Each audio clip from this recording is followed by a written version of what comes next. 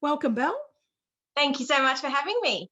Oh, it's my pleasure. I absolutely love what you're doing. I've heard so many families, that are, I guess, suffering the impact. I don't want to say suffering, but, are going through the impact of cancer.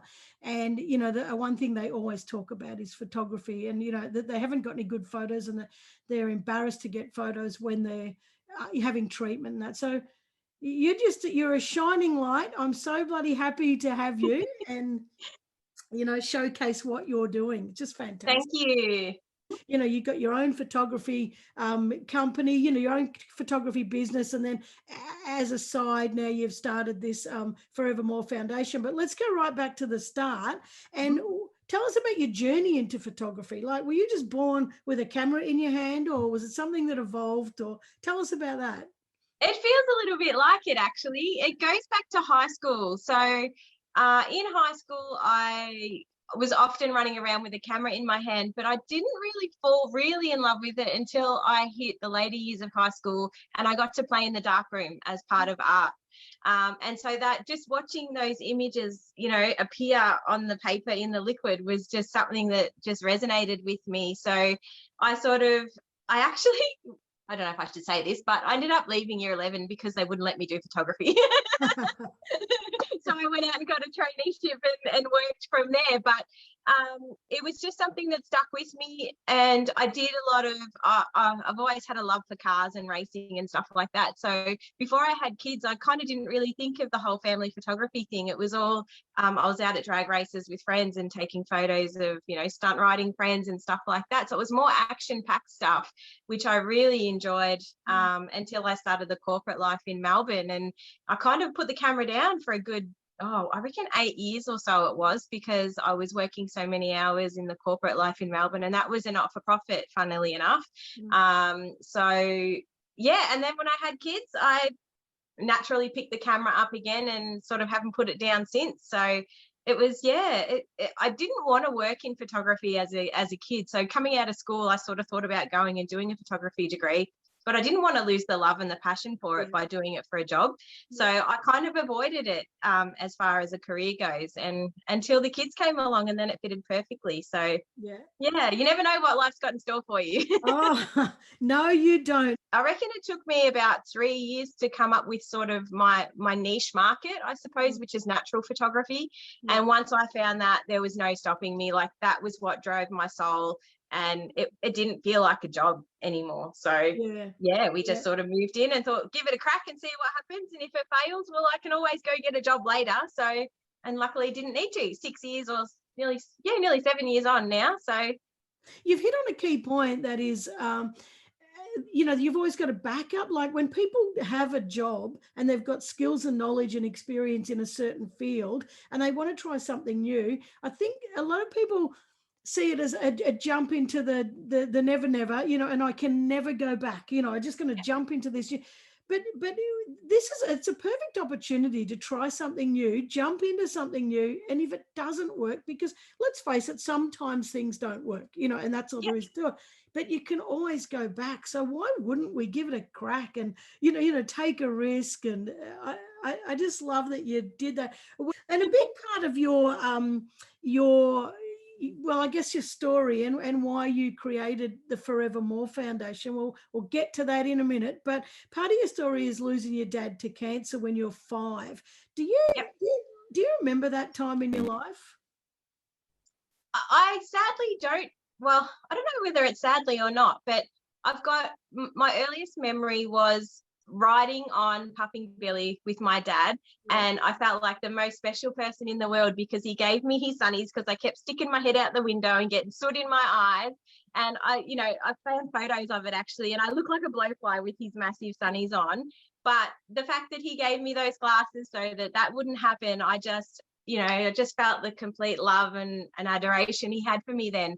But I don't have a lot of memories from then, and it kills me every day because my sister was born 3 months after we lost him, so she never got to meet him, and I'm like, I got to spend time with him, but I can't remember it. And but in the same instance, the brain and the body is an amazing thing, and even though I can't remember as much of the good stuff, I don't remember the bad stuff. Like, I don't remember the constant seizures. I don't remember him having brain surgery. I don't remember him being violently ill. So all that stuff, mum's got, you know, unfortunately mum has to live with that, but I don't remember that. But having the few photos that I do have of him, I know that I got my love of cars from him because I've got photos of me under all the bonnets of his cars with him, or in his workshop building things, or, you know, it reminds me of my kids. You know, you can't even go to the toilet by yourself, and I've got photos of me following him around while he's mowing the lawns and stuff like that. So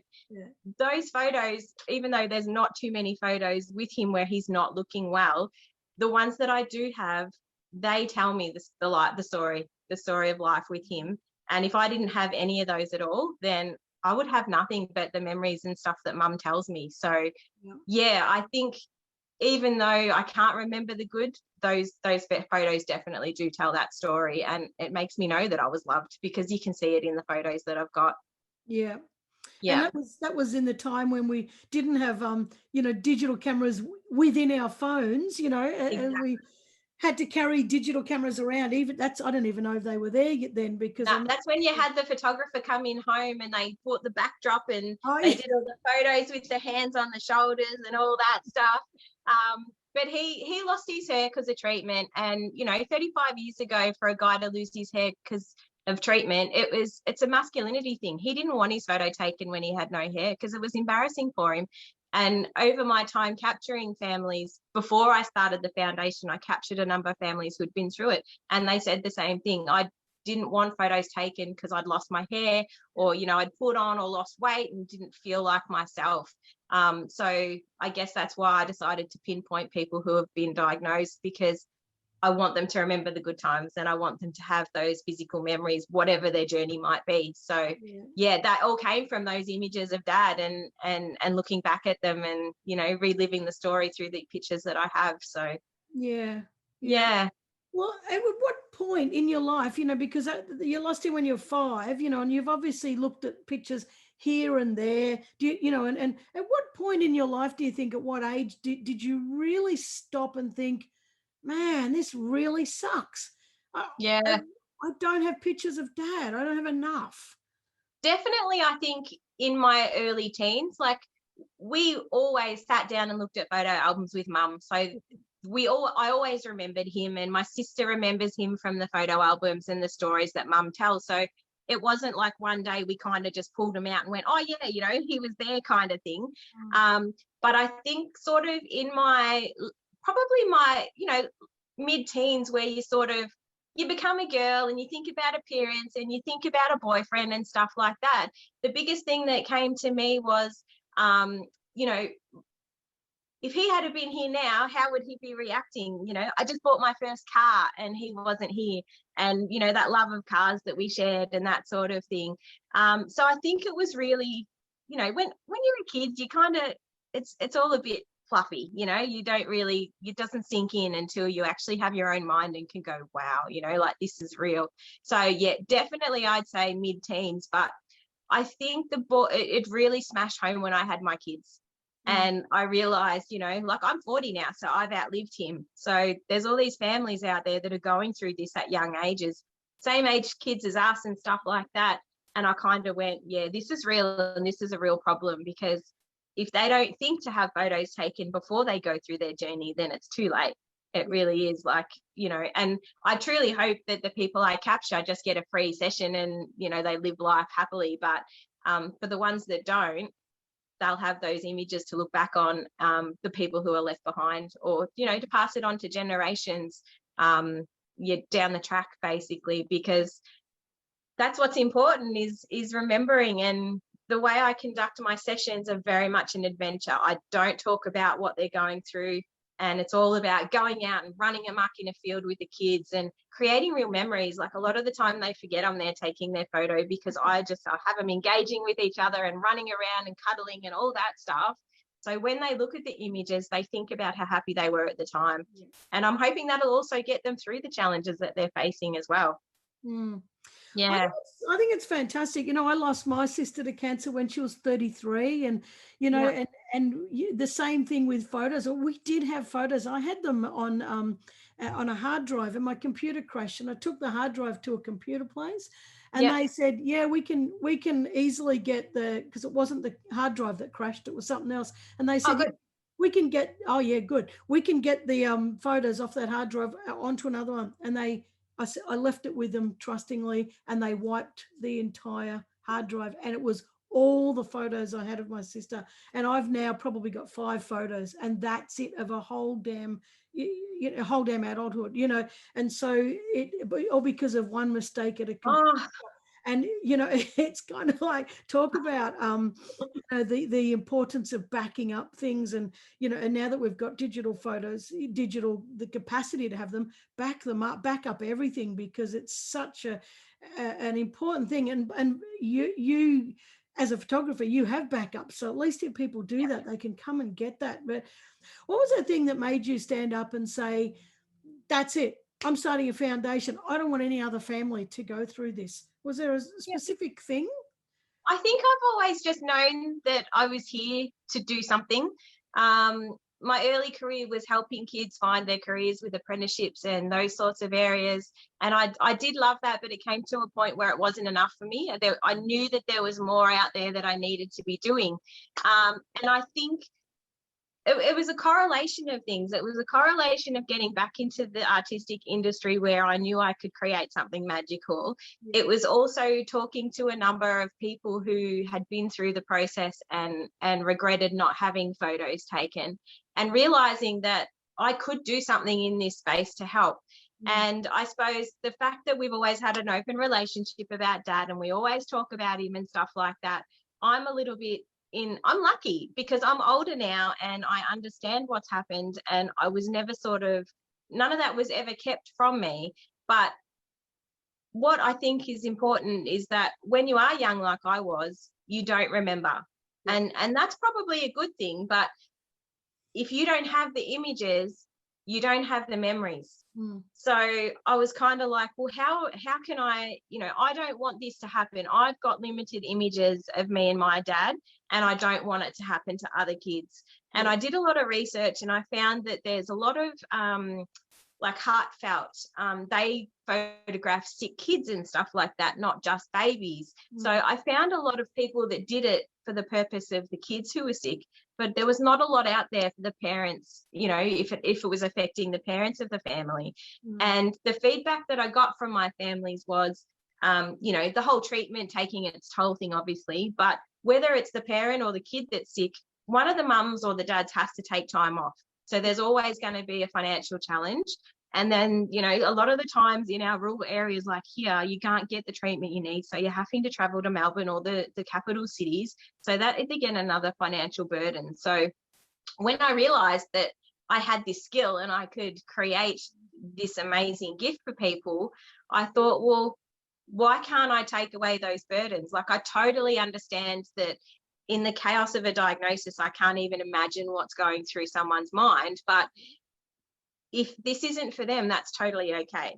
But if I don't put the service out there and they don't realize that it's available at the time of diagnosis, then I'm not doing my job, because all I want is for them to think about it and make a decision for themselves. If they choose not to go ahead, that's okay, because it's not for everybody. But those people who have a connection to photography, a connection to their family, and they want to capture it, well, I took away the burden of cost. I took away, the burden of having to go out and find a photographer, because we will find one for you if I can't help.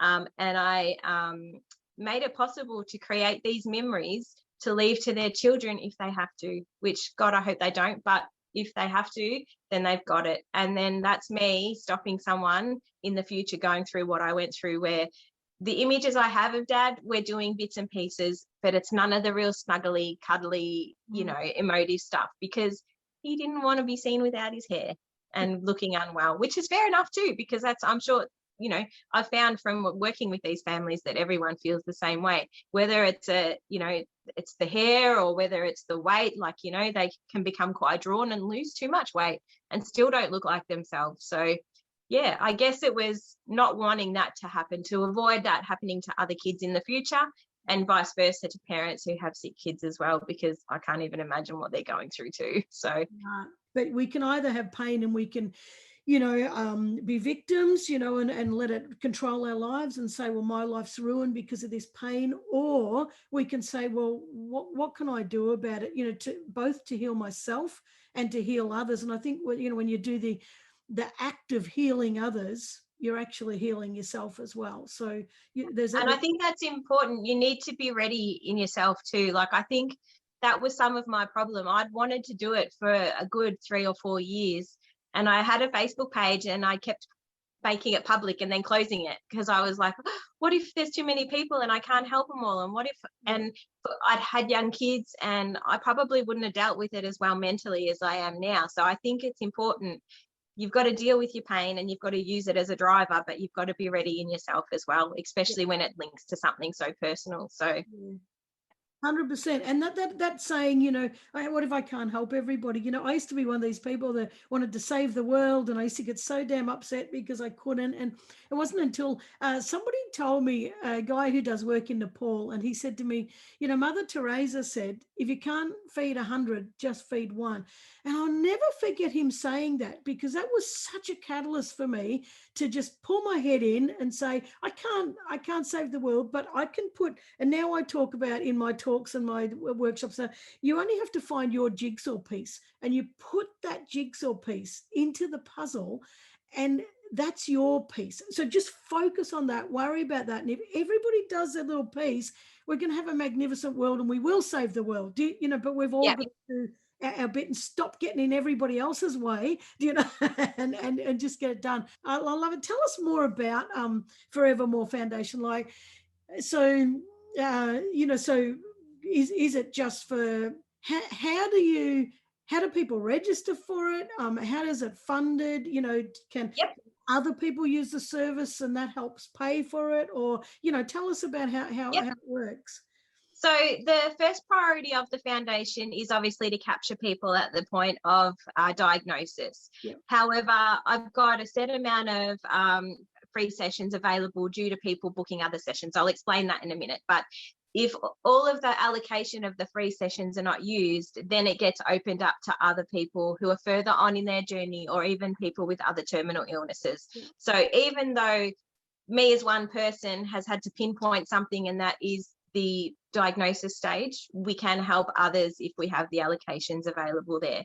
So at the moment, it's the foundation funds itself. So people can donate money. They can book sessions. So any session that's booked through the foundation, the cash goes towards giving free sessions to other families. So it's a not-for-profit in that, it doesn't just go into the bank and get spent on the business. It's actually going towards people having sessions taken who need them. You can nominate families who have cancer. So if you've got a friend going through it, you can nominate them, and then I can give vouchers, which puts them on the wait list. Or you can nominate yourself, which all happens via the website, which is forevermorefoundation.com.au. You can donate, just do a pure donation through the website as well, or you can book your sessions through the website. And pretty much what we do is the wait list sits there, and those people who are at the point of diagnosis or are about to start treatment, or have strong health issues, they're always the first priority.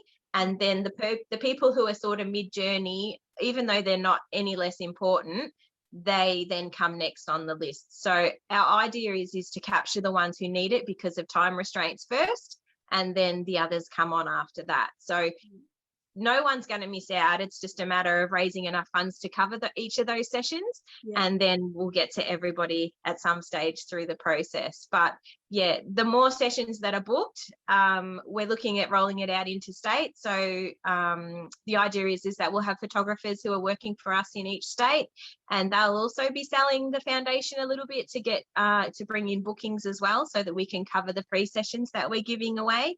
So that the higher picture is that we'll be operating in all states, and we'll be helping as many families as we can, and sort of be a bit of a find a photographer service, because all the funds will come back to the foundation, but you'll be able to pick from, say, 3 or 4 photographers in each state, in 3 years down the track or something like that. So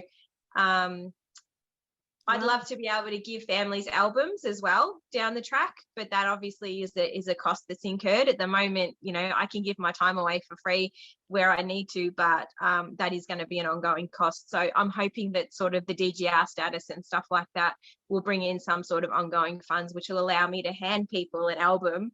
Because how many people take photos and just leave them on a USB in their drawer and things like that these days? Like, we've got to get people to print them. So if I can give them an album in the future, that'd be amazing as well. I just absolutely love that. So people can just go to forevermorefoundation.com.au. They can book this is ordinary, this is people who are not going through cancer. They can book a session, and that will then support a session for a family dealing with cancer. Correct. That's bloody fantastic. And I know you're saying you're going to apply for DGR status and all that, which is great, and people get a tax deductible receipt. But you know, I know so many people who don't so much care about that. You know, if I can give $50 or $100, and I know that that's going towards you know, making a family, just easing some of the burden and bringing some memories to people, you know, especially to kids, and particularly if the worst happens, because I know we all know people that's happened to, you know. And I think that there are people who's not going to give two hoots about the DGR status, but I think you should get it for bigger donations. But you know, I think that there are so many incredibly supportive and generous people out there that, you know, just want to see families do the best they can, because there's so many families suffering on so many levels for so many different reasons, you know, and there's so much, I don't know, it's just so hard. And if anyone's in a position to help, people want to. So you've also got that donate button on the website, you know, and people can just start putting it in there and making a difference to what's going on.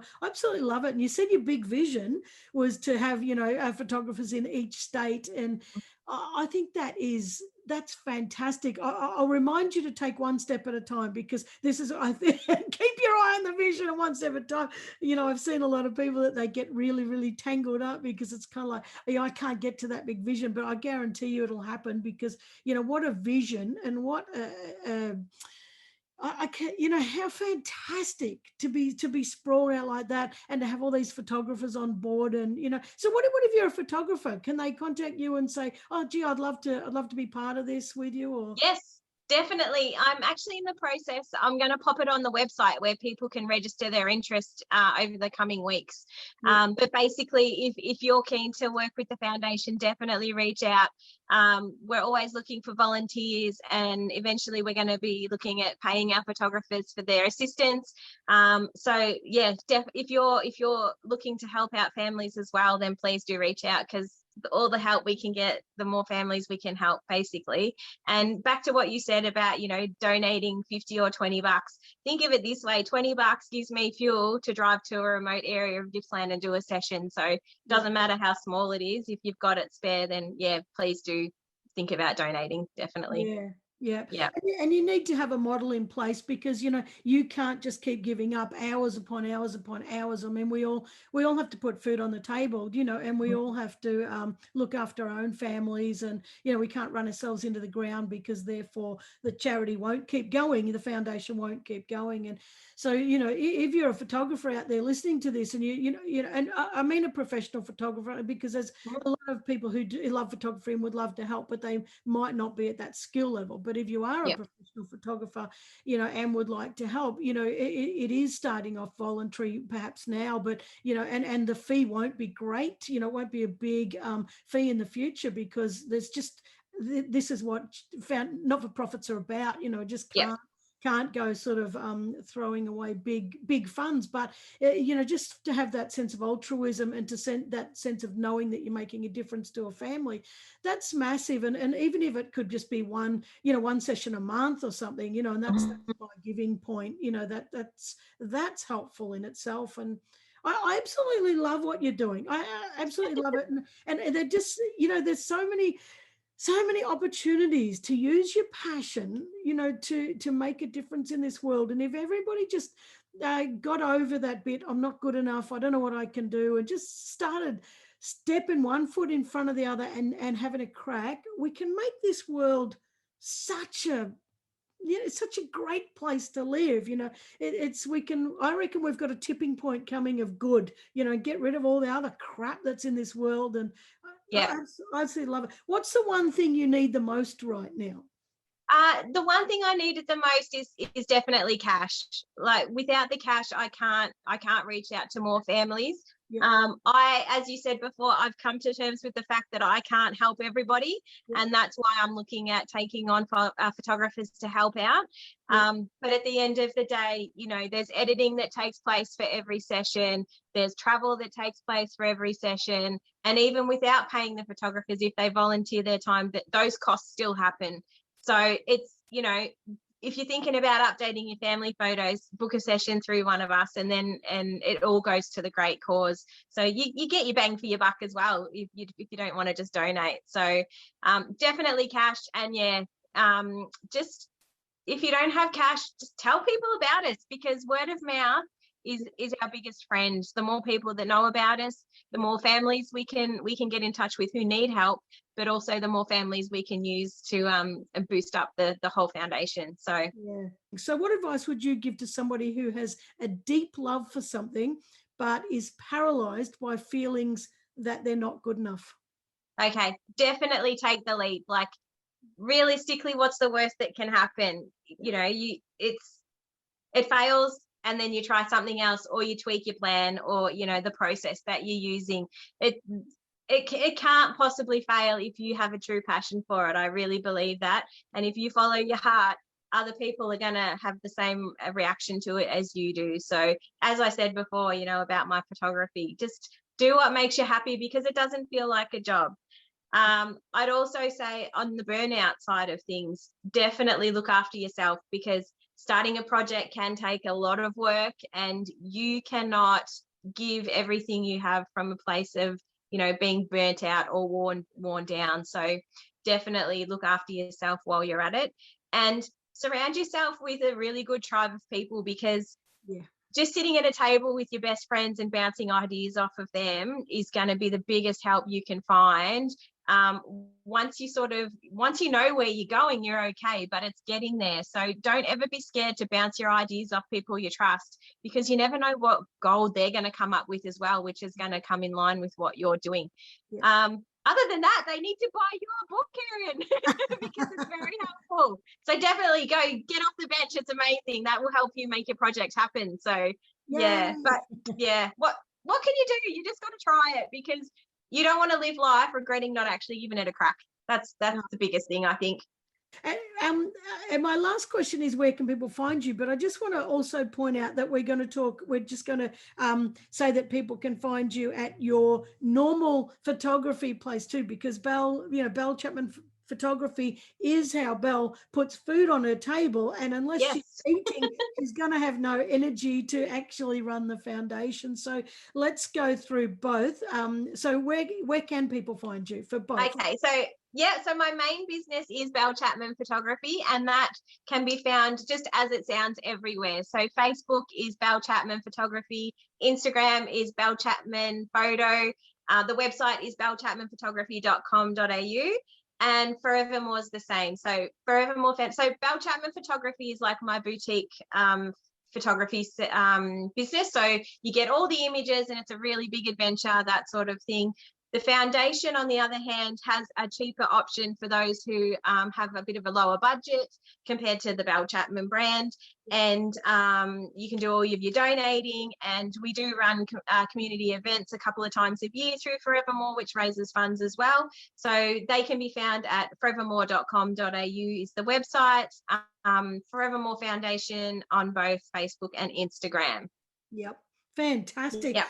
Well, I tell you what, I have absolutely loved this. I love what you're doing, and I just go and follow both legs of Belle, because she's got two legs going there, and they've got to work. I do. So thank you so much. I've really loved it. It's been amazing.